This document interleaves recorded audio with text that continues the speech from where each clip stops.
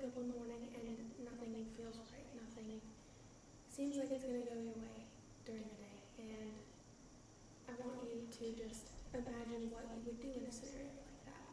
Would you react? Would you let it be?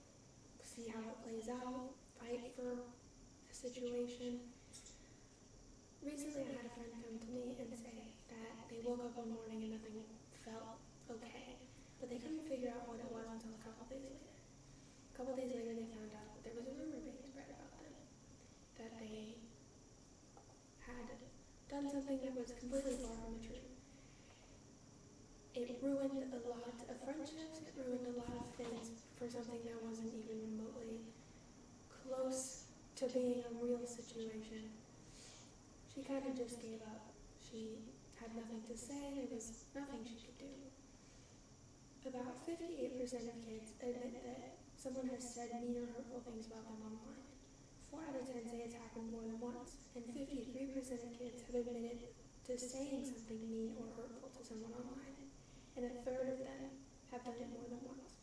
This data is from CyberKids, Cyberbullying, Cyberbalance, written in 2009, and I picked something that was relatively farther back because it shows that even back then it was over 50%. 50% later in the day, like this day and age, there could be a lot more. There's a lot more possibilities and a larger platform for people to say hurtful things on. The bullying epidemic has become an online issue, which affects our youth in many sort of ways. I'm going to show you this by talking about different societal pressures and other factors that can lead to the harming of our youth and the online bullying epidemic. Mental health issues are starting to soar. There's been more diagnoses of depression, eating disorders, bipolar, all of these things, and a lot of them correlate to bullying or online harassment or even physical harassment in schools, camps, churches. All of these things can all affect our youth. Despite the fact that it is very difficult, perhaps impossible to know who might actually make an attempt to harm themselves or others, regular evaluations can help know if there are elevated risks in the manner. This is from Teen Suicidal Risk, a Practitioner Guide to Screening Assessment and Management, that was published in 2013. And again, something even that far back leads to something that has been an issue in this generation for quite some time. It's not easy to tell if someone is being bullied or if they're struggling with their mental health, and it's something that we need to look for more signs in, that if someone is being bullied right under our noses, there could be comments online, there could be different physical activities in school that kind of put it and brush it under the rug. There could be a popular kid in high school that is just such a saint to everybody else, but they could be putting someone down and they know no one will believe them, so what's the point? According to Social Media and Mental Health in Schools, published in October of 2018, so many young people with mental health needs will turn to social media for support. I think this is very important too, because there are a lot of outlets that you can have on social media. For example, a friend group that might not be near you, or that's how you could talk to a psychiatrist or a therapist or someone that might understand what you're going through, or just mental health groups. One other thing from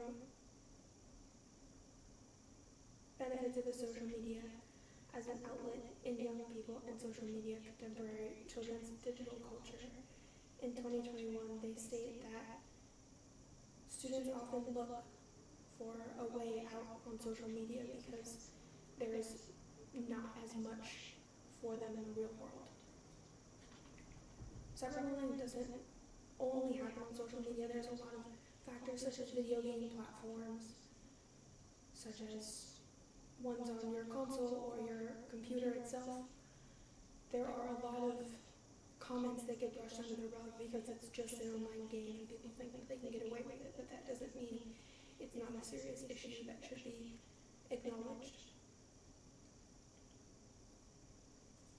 The differences in cyberbullies, such as the feeling of anonymity and feeling vulnerable to getting caught, having good relationships with teachers and lack of protection of an emotional response with a decreased guilt factor and the fear of losing technology privileges when reported.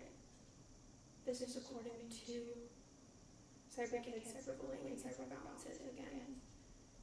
The differences in cyberbullies, such as the ones where we see them online versus in person, is they're really not scared. There's nothing to be afraid of, but they will continue to say these things, and most of them probably won't be afraid to say them in person either. According to cyber victimology, cyberbullying, routine activities, theory, and the anti-sociality of social media, written in 2015, the risk of being cyberbullied is clearly increased by how often one is online, which is very prominent now because everything that we do is online almost. Our classes, our schools, video games, social media, just how we talk to people. And I think that's really important to acknowledge because how else are we going to track down on what we need to find out of how something is going to be dealt with?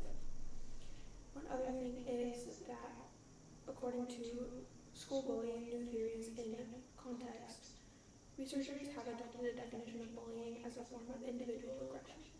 And that's not always the case, but in most cases I think it will be the case. This is all because of our online factors and how it's affecting our youth. We don't know what's happening on our screens or behind our cell phones.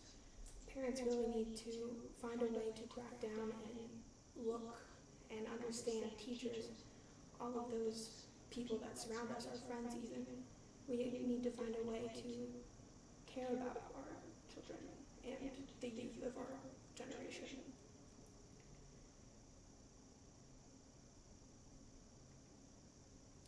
Something that happens is that we need to focus on all of the factors of what bullying is. Imagine that